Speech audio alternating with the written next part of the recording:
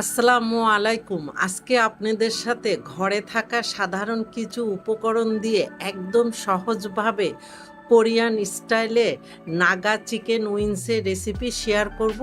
আশা করি আপনাদের কাছে বেশ ভালো লাগবে।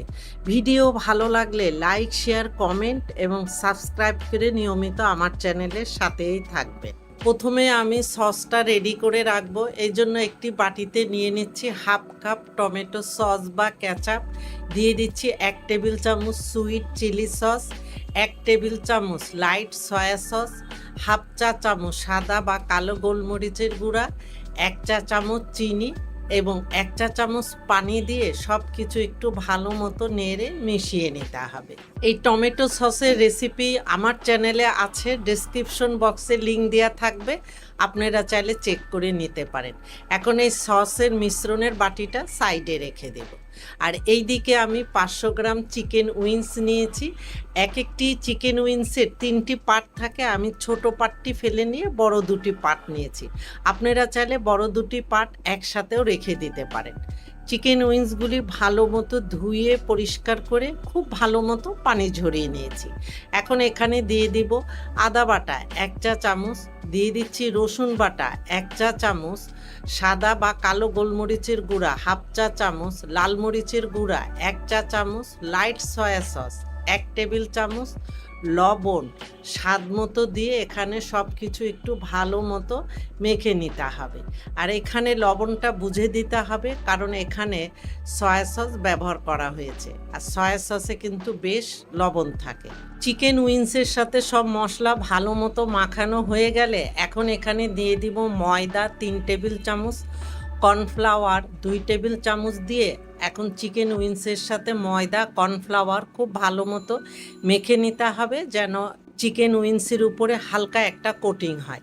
কিন্তু এখানে বেশ ড্রাই মনে হচ্ছে, তাই এখানে আমি 2 টেবিল চামচের মতো পানি দিয়ে ভালো মতো মেখে নেব, যেন এইরকম একটা হালকা কোটিং হয়, এখানে যেন মোটা কোটিং না হয়। এখন আমি এই চিকেন উইংসগুলি ভেজে নিব।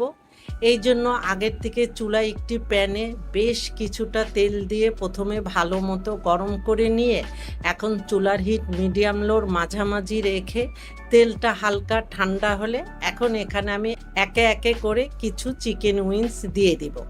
চিকেন উইংসগুলিকে কয়েকবার উল্টিয়ে পাল্টিয়ে গোল্ডেন কালার করে অথবা আপনাদের পছন্দ মতো কালার করে ভেজে নিতে হবে। আমার প্রথম ব্যাচের চিকেন উইংসগুলি ভাজা হয়ে গিয়েছে, এইভাবে আমি পরের ব্যাচের চিকেন উইংসগুলি ভেজে নেব। এবার চুলায় আরেকটি প্যান বসিয়ে 1 টেবিল চামচ বাটার দিয়ে বাটারটা গলে যাওয়া পর্যন্ত অপেক্ষা করব। এখন এই বাটারের মধ্যে হাফ টেবিল চামচ রসুন কুচি দিয়ে রসুন কুচিগুলিকে হালকা গোল্ডেন কালার করে ভেজে নিতে হবে।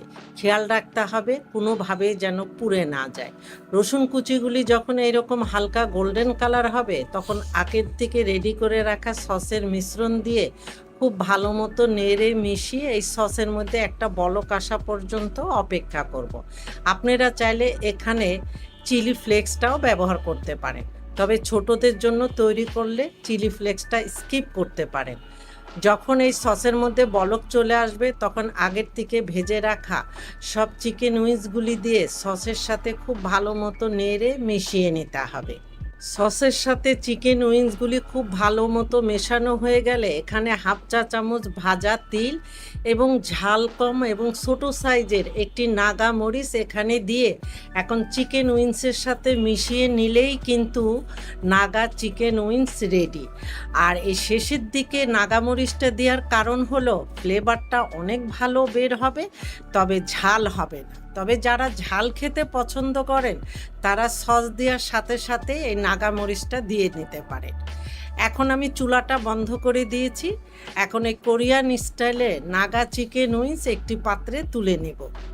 এবার আমি একটি চিকেন উইংস নিয়ে দেখিয়ে দিচ্ছি যে উপরে টক ঝাল মিষ্টি এবং নাগা মরিচের দারুণ ফ্লেভার, আর ভিতরের মাংসটা খুবই ভালো মতো সিদ্ধ হয়েছে। আশা করি ভিডিওটি আপনাদের কাছে ভালো লেগেছে। এতক্ষণ আমার সাথে থাকার জন্য আপনাদের অনেক অনেক ধন্যবাদ। আপনারা ভালো থাকবেন, আমাদের জন্য দোয়া করবেন। আল্লাহ হাফেজ।